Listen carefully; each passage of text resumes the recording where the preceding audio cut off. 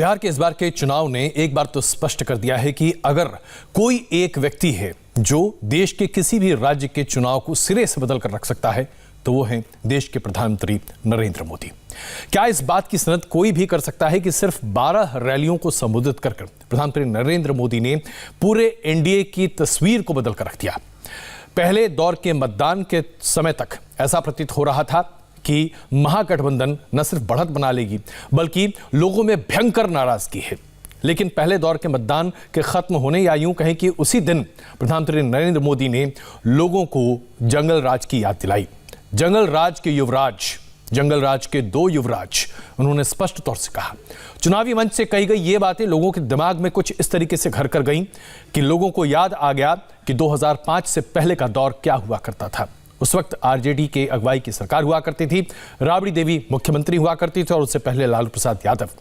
और इस जंगल राज की याद ने शायद लोगों के दिमाग को एक बहुत बड़े पैमाने पर प्रभावित किया। आइए, भारतीय जनता पार्टी ने किस तरीके से इस पूरे चुनाव को अपने पाले में किया, इस पर चर्चा करने के लिए हमारे साथ मौजूद है केंद्रीय मंत्री गिरिराज सिंह।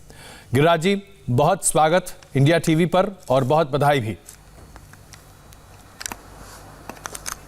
अजय जी, आपको भी बहुत बहुत धन्यवाद। गिरिराज जी, ये जो जीत है इसमें तो कोई शक नहीं कि प्रधानमंत्री जी के अथक प्रयास के बाद इस जीत को आज एनडीए ने हासिल किया है। लेकिन ये जो कांटे का मुकाबला चल रहा था उस वक्त आप लोग नर्वस हुए थे क्या? देखिए, एक बात जान लीजिए, ये कांटे के मुकाबला स्वाभाविक है कि हम और ये मेजॉरिटी हमें मिला है जी। तो मेजॉरिटी जब तक रिजल्ट नहीं आता है तो उम्मीदवारों के मन में रहता है कि हम कंटेस्ट है। तो उसी तरह से राजनीतिक दलों को भी रिजल्ट का अनुमान तो था, हमारे नेताओं को, हमको जी। लेकिन जब तक आ ना जाए तब तक तो सामने नहीं रहने पर चिंता तो होती है। गिरिराज जी, बहुत कम लोग थे जिन्हें इस बात का भरोसा था कि भारतीय जनता पार्टी और एनडीए इस बड़े पैमाने पर अपने प्रदर्शन को कर पाएगी। अगर मैं सिर्फ भारतीय जनता पार्टी के प्रदर्शन की बात करूं, आप लोगों ने स्पष्ट कर दिया कि आज भारतीय जनता पार्टी लगभग सबसे बड़ी ताकत के तौर पर है। सीटों के आंकड़े से आरजेडी भले आपसे आगे हो, लेकिन जिस तरह का परफॉर्मेंस भारतीय जनता पार्टी का रहा है, इसके लिए आपको क्या वो 2 बड़ी वजह लगती हैं? क्या जंगल राज के युवराज का जुमला काम आ गया, या दरअसल प्रधानमंत्री के द्वारा किए गए काम लोगों के दिमाग में इतने हावी रहे कि चुपचाप लोगों ने एनडीए को समर्थन दिया और भारतीय जनता पार्टी को वोट दिया? अजय जी, मेरी एक विनती है जी। बिहार की चर्चा आप देखें, हम थे 52-53 सीट पे, 52 सीटों पे 53 पिछली असेंबली में, आरजेडी थी 80 सीटों पर। तो हम कहां से कहां चले गए, आरजेडी गिर गया, इसकी चर्चा नहीं हो रही है। दूसरी बात, पूरे देश में प्रधानमंत्री का, आज कांग्रेस पार्टी का देखें, गुजरात 8 सीटें थी, भारतीय जनता पार्टी ने जीता। मणिपुर हमने 4 सीटें जीती। तेलंगाना हमने, कर्नाटक और तो और जो आजकल नसीहत दे रहे हैं नीतीश कुमार को कि बीजेपी से अलग होकर तेजस्वी के पास आ जाएं, अपने मध्य प्रदेश को बचा लेते, तो मध्य प्रदेश, ये नरेंद्र मोदी ने जो एक आत्मनिर्भर भारत, गरीब कल्याण जो काम किया है जी। अब जमाना चला गया जुमला का, बिहार में भी वही हुआ। गिरिराज जी, हम लोगों ने देखा कि जब कोरोना काल में बड़े पैमाने पर बिहार लोग पलायन कर रहे थे, भाग रहे थे अपने अपने घरों से, उस वक्त बिहार में लोगों को असंतोष बड़े पैमाने पर था कि बिहार की सरकार ने बहुत मदद नहीं की और बेरोजगारी का मुद्दा भी बड़े पैमाने पर सामने रखा गया। 10 लाख की बात कही गई तो पलटवार करते हुए आपकी पार्टी ने 19 लाख रोजगार की बात की।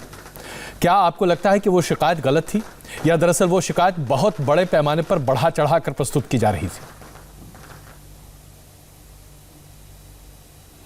देखिए, अजय जी, आप नकार नहीं सकते कि पूरी दुनिया में बेरोजगारी है, लेकिन रोजगार की परिभाषा भी बदल गई है जी। उसी बिहार में 1,20,00,000 महिलाओं को सेल्फ हेल्प ग्रुप से आत्मनिर्भर भारत के तहत उनको रोजगार के अवसर प्रदान किए गए। तो ये, और बीजेपी ने जो कहा 19 लाख रोजगार कहा है, ये जुमला पढ़ रहे थे 10 लाख नौकरी दूंगा। प्रथम कैबिनेट में लग रहा था कि सरकार उनकी बन गई है, और 20 महीना सरकार में रहे तो एक नौकरी नहीं थी जी। दर्जनों मंत्रालय था, न कैबिनेट नोट ले गए। ये जुमला साबित हो गया। गिरिराज जी, आप जिस मंत्रालय को केंद्र सरकार में अभी अपने मातहत उसको एक दिशा दे रहे हैं, मत्स्य पालन, उसके साथ साथ एनिमल हस्बेंड्री और उसके साथ साथ खादी, ये दरअसल वो रास्ता है जिसके जरिए बिहार तरक्की के रास्ते पर आगे चल सकता है। अब जबकि इसी पर जोर देने की बात बिहार में कही जा रही है, जो घोषणा, जो संकल्प पत्र था 11 मुद्दों का, उसमें मत्स्य पालन और तमाम अन्य चीज़ों का जो आपके महकमे है उसका बड़ा जिक्र है। किस तरह से हम बिहार में एक परिवर्तन देखेंगे और उसमें आपकी कितनी सक्रिय भूमिका होगी? देखिए, स्वाभाविक है, बहुत अच्छा प्रश्न किया। ऐसे मुद्दों पर लोग इस ढंग के सकारात्मक और विभाग से जुड़े प्रश्न नहीं करते। प्रधानमंत्री का चौतरफा ध्यान रहता है। 1947 से लेके 2014 तक मेरे विभाग में सेंट्रल एलोकेशन मात्र 3,680 करोड़ था जी, जो प्रधानमंत्री ने 6 साल में 26,000 करोड़ निवेश का एक कार्यक्रम किया। पहले ब्लू रेवोल्यूशन लाया 3,000 करोड़ का, अभी 20,000 करोड़ का लाया है प्रधानमंत्री मत्स्य संपदा, जिसका बिहार से उन्होंने उद्घाटन किया।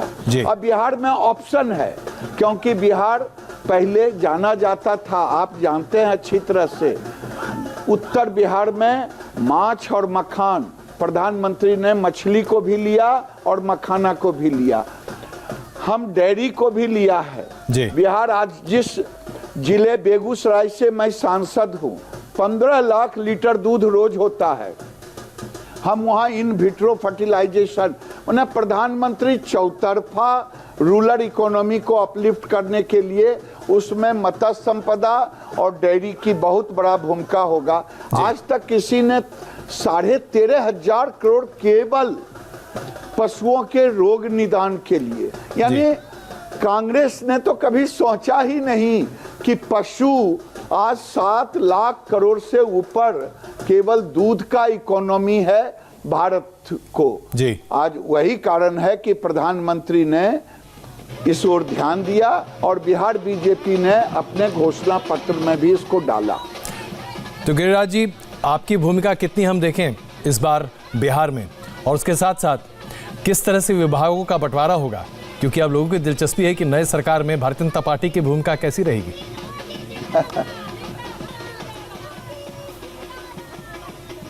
तो भाई देख लीजिए, ये 2005 से सरकार में गठबंधन है, बीच के 2 साल 2.5 साल छोड़ दें जी, 3 साल जो भी छोड़ दें, तो एक अंडरस्टैंडिंग है। और अभी तो प्री मैच्योर्ड होगा इस पर कुछ बोलना, क्योंकि राज्यपाल की ओर से निमंत्रण आना, फिर यहाँ से जाकर के अपना दावा ठोकना और फिर आगे की कार्रवाई करना जी। तो ये होने के बाद फिर दोनों आदमी मिलेंगे, बात करेंगे, तो आपको इस पर पूरी चर्चा के साथ, स्पष्टता के साथ बताएंगे। गिरिराज जी, हमने देखा कि भारतीय जनता पार्टी ने 2005 से लगातार नीतीश कुमार का हर मौके पर समर्थन किया है।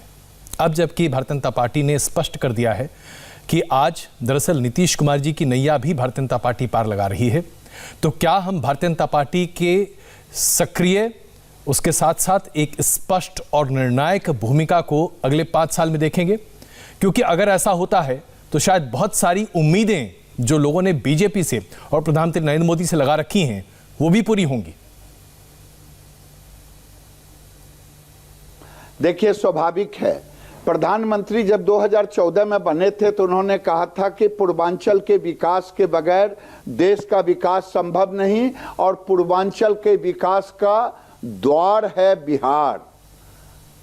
और आपने देखा कि 2015 में प्रधानमंत्री ने 1.25 लाख करोड़ का पैकेज घोषित किया था। 2 लाख करोड़ का वहां काम हुआ है।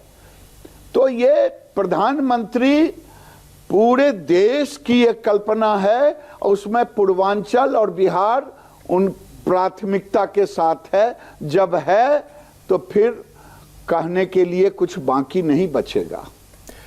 एक और प्रश्न है कि चिराग पासवान से संबंधित। चिराग पासवान ने अगर भारतीय जनता पार्टी और एनडीए के साथ अपने आप को बनाए रखा होता तो 37 सीटें और आपको मिल सकती थीं, ऐसा हमारा खुद का आकलन है। और आपका आंकड़ा 125 से कहीं ज्यादा, तकरीबन 160 और 170 के बीच में हो सकता था। क्या अब आने वाले दिनों में चिराग पासवान को एनडीए के साथ हम देखेंगे? चलिए, आपको धन्यवाद कि आपने एक उस पहलू को छुआ है जो हमारे एनडीए से निकल गए। लेकिन अभी मैं फिलहाल इतना ही कह पाऊंगा, जो बीत गई वो बात गई। वो बिहार के चुनाव में एनडीए के फोल्ड में थे ही नहीं चिराग जी, इसलिए अब उस पर चर्चा क्या करना। जब आगे होगा तो फिर देखा जाएगा। चलिए, तो फिर मैं एक निजी सवाल आपके सामने रखता हूं गिरिराज जी, और आप इसे बिल्कुल मेरा व्यक्तिगत सवाल समझ सकते हैं। क्या हम निकट भविष्य में आपको बिहार का नेतृत्व करते हुए देख सकेंगे? नहीं अजय जी, बहुत अच्छी बात आपने पूछा है। मैं राजनीति में एक साधारण परिवार से निकल के आया, जहां हुए बलिदान मुखर्जी वो कश्मीर हमारा है जी। और प्रधानमंत्री ने वो करके दिखा दिया जो देश को भरोसा नहीं था कि 370 धारा हटेगा, 35 से हटेगा, 3 तलाक पर कानून बनेगा और राम मंदिर बनेगा। अब तो एक आशा रह गया है, जनसंख्या नियंत्रण कानून। उसके बाद राम राम करके राजनीति से हटने का समय आ गया। ऐसा कैसे? हम आपको इतनी जल्दी कहाँ छोड़ने वाले हैं, और मुझे नहीं लगता कि बिहार की जनता भी आपको राजनीति से इतनी जल्दी तौबा करने देगी। मैंने विधायकी राजनीति से, संसदीय राजनीति से अपने को अलग करूंगा जी, संगठन से अलग नहीं करूंगा। गिरिराज जी, हमारी शुभकामनाएं आपके साथ हैं, और एक बार फिर बहुत बधाई। आप सबकी मेहनत जबरदस्त काम आई, और धन्यवाद इंडिया टीवी से बात करने के लिए, बहुत धन्यवाद। हम यहाँ पर एक छोटा सा ब्रेक लेते हैं, और ब्रेक के बाद बिहार से जुड़ी कुछ और खबरें, उसके साथ साथ असदुद्दीन ओवैसी से भी बातचीत करेंगे, बताएंगे आपको एक छोटे से ब्रेक के बाद।